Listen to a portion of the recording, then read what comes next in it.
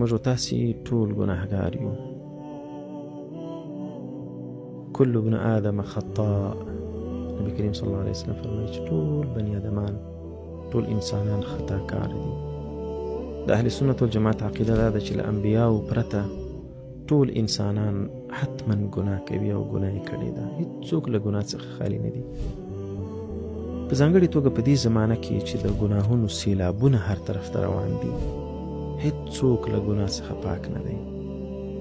هیڅوک په اجتماعي مسایلو کې له هغو فتنو، له هغو طوفانونو څخه بچ نه دی چې پر انسانانو را روان دي، د لویو ګناهونو او د کوچنیو ګناهونو.